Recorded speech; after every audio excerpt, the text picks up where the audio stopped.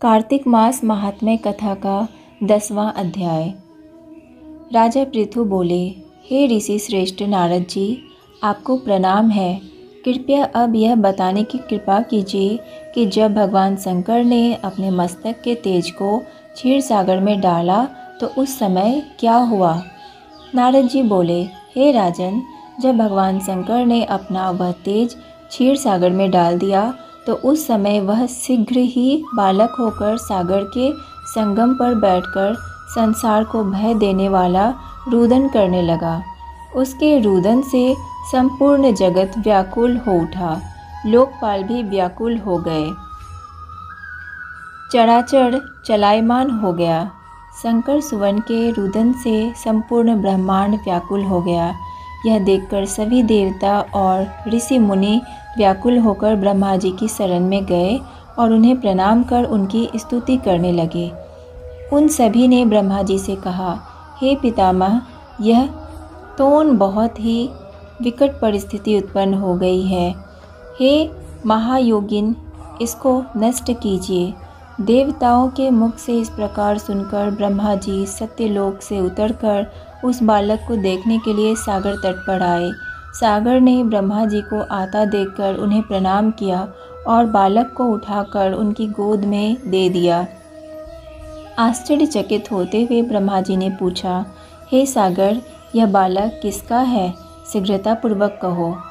सागर विनम्रतापूर्वक बोला, प्रभु, यह तो मुझे ज्ञात नहीं है, परंतु मैं इतना अवश्य जानता हूँ कि यह गंगा सागर के संगम पर प्रकट हुआ है।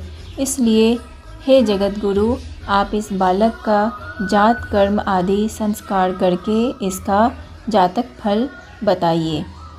नारद जी राजा पृथु से बोले, सागर ब्रह्मा जी के गले में हाथ डालकर बार बार उनका आकर्षण कर रहा था।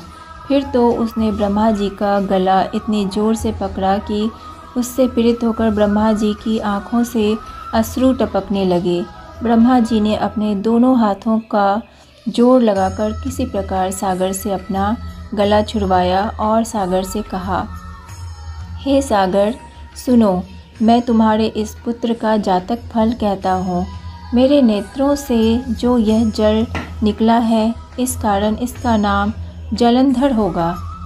उत्पन्न होते ही यह तरुणावस्था को प्राप्त हो गया है, इसलिए यह सब शास्त्रों का पारगामी, महापराक्रमी, महावीर, बलशाली, महायोद्धा और रण में विजय प्राप्त करने वाला होगा। यह बालक सभी दैत्यों का अधिपति होगा। यह किसी से भी पराजित न होने वाला तथा भगवान विष्णु को भी जीतने वाला होगा। भगवान शंकर को छोड़कर यह सबसे अवध्य होगा।